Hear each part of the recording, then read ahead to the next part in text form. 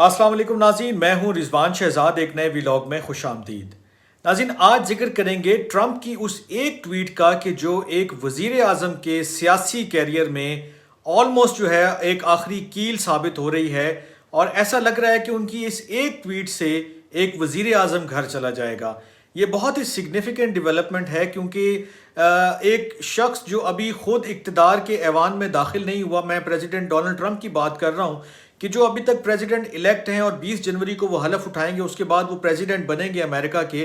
लेकिन अपने हलफ उठाने से पहले और अमेरिका के प्रेसिडेंट बनने से पहले पहले उनकी एक ट्वीट ने खलबली मचा दी है, तूफान ले आए हैं वो।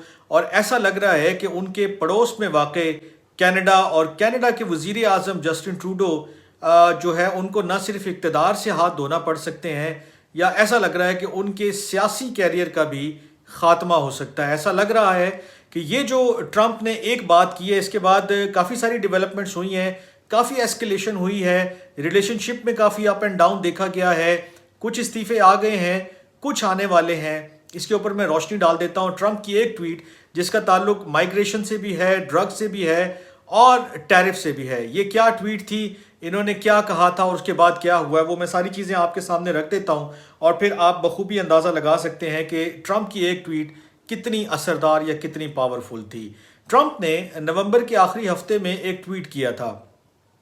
नवंबर में उन्होंने एक ट्वीट किया था, उसके अंदर उन्होंने एक जो है वो कहा था कि वो मैक्सिको और कनाडा के ऊपर जो है वो 25% टैरिफ लगाएंगे, क्योंकि जो कनाडा और जो मैक्सिको का बॉर्डर है, वहाँ से ड्रग्स वगैरह आती हैं और इलीगल जो माइग्रेंट्स हैं वो दाखिल होते हैं बड़े पैमाने पर।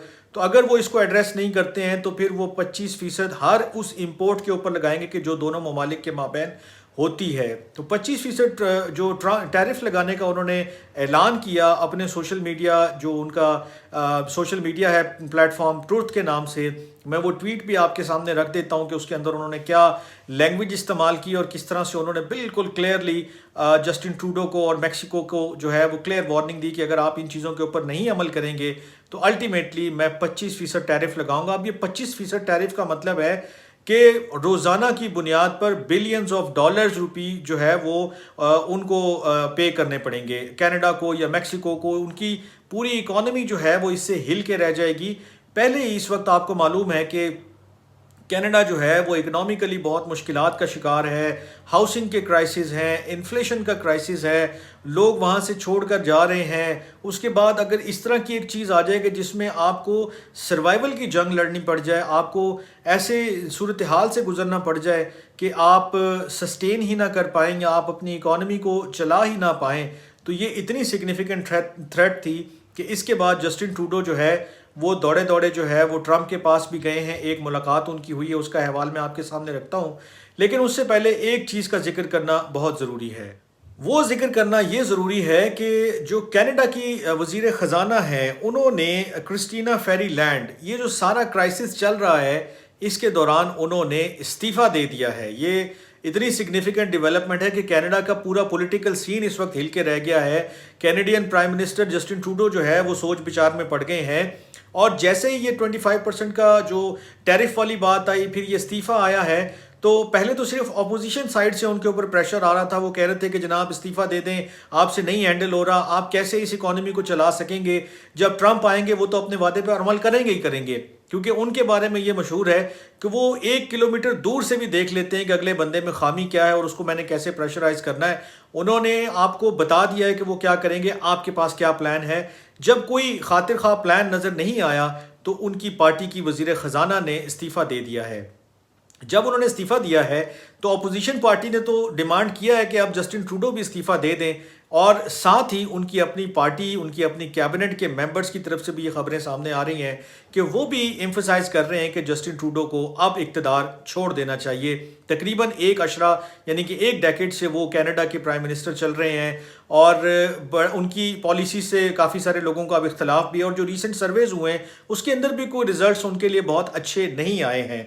तो ये जो सियासी दबाव था और ये जो फेरीलैंड का इस्तीफ़ा, इसने वो कहते हैं ना कि जलती पर तेल का काम किया है कि बस आपने और भड़का दिया, अलाव और बढ़ गया। और अब जो है वो इनका एक और फॉल आउट होने जा रहा है। वो ये है कि अगले साल इनके फेडरल जो है वो इलेक्शन है कनाडा के, और उसके अंदर ऐसा लग रहा है کہ جسٹن ٹروڈو شاید نہیں سسٹین کر پائیں گے. لیکن ابھی جو سیاسی وہاں پر جو ایکسپرٹس ہیں یا جن کو آپ پولیٹیکل پنڈت کہتے ہیں وہ تو یہاں تک کہہ رہے ہیں کہ شاید جسٹن ٹروڈو یہ سال بھی بمشکل پورا کر پائیں اور ان کو شاید اس سے پہلے استعفیٰ دے کر گھر جانا پڑے. تو یہ بہت ہی ایک سگنیفیکنٹ ہے کہ ایک شخص جس کی جو ابھی خود اقتدار کے ایوان میں نہیں آیا وہ ایک ثابت ثبوت جو ہے وہ ایک وزیر اعظم کھا رہا ہے. تو یہ یعنی کہ کوئی چھوٹی چیز نہیں ہے کہ جب 25% ٹیرف ہر امپورٹ کے اوپر لگے گا تو کینیڈا اٹ سیلف جو ہے وہ سنبھل نہیں پائے گا اس سارے شوق سے. اور جو فیری لینڈ کا استعفیٰ ہے جو ان کی وزیر خزانہ ہے اس کی بھی جو ریزگنیشن کیا جو ان کا لیٹر ہے اس کے اندر بھی انہوں نے یہ مینشن کیا ہے کہ ٹرمپ کا پلان کلیئر ہے. ہمارا پلان کیا ہے, ہم کیسے کوپ اپ کریں گے ان تمام چیزوں کے ساتھ, اور اگر ہمارے پاس کوئی پلان نہیں ہے تو بہت ہی برا وقت جو ہے وہ آنے والا ہے. یہ وہاں کا میڈیا, وہاں کے ایکسپرٹس, وہاں کے جو پولیٹیکل جو کامنٹیٹرز ہیں وہ سارے یہی بات کر رہے ہیں کہ اگلے سال جو الیکشن ہو رہے ہیں ہو سکتا ہے وہ جلدی بھی کال ہو جائیں. اور اس کے ساتھ ساتھ یہ جو چیزیں ایسکلیٹ کر رہی ہیں کینیڈا اور امریکہ کے درمیان ان کو بھی کسی صورت بیٹھنا چاہیے. میں نے ذکر کیا تھا کہ ٹروڈو جو ہے وہ ٹرمپ کے ساتھ بھی ملنے گئے ہیں اور اس میٹنگ کے بعد بھی انہوں نے کوشش کی کہ ایک اچھا پیغام دیں, ایک اچھا سینٹیمنٹ دیں, لوگوں کو بتائیں کہ چیزیں سیٹل ڈاؤن ہے, اتنا مشکل وقت نہیں ہے. لیکن وہ ملاقات جو ٹرمپ کی ریزیڈنس کے اوپر ہوئی تھی اس کے بعد بھی کوئی چیزیں سنبھل نہیں پائیں. اور آج جب ان کی پارٹی کی طرف سے ان کے استعفے کی ڈیمانڈ آ گئی ہے, جب ان کی پارٹی کی وزیر خزانہ نے استعفیٰ دے دیا ہے, تو چیزیں ٹروڈو کے لیے, جسٹن ٹروڈو کے لیے بہت ہی مشکل کا جو ہے وہ سامان پیدا کر رہی ہیں. اور جو وہاں کے لوگ ہیں جو وہاں دیکھ رہے ہیں ان ساری چیزوں کو, وہ یہ سمجھتے ہیں کہ یہ جو تنازع ہے کینیڈا کا اور امریکہ کا یہ صرف ایک ملک کا تنازع نہیں ہے. یہ چیزیں اگر سیٹل ڈاؤن نہیں ہوئی ہیں تو ایک امریکہ جو ہے پورے کا پورا کینیڈا کو بھی جو ہے وہ ہلا کے رکھ سکتا ہے.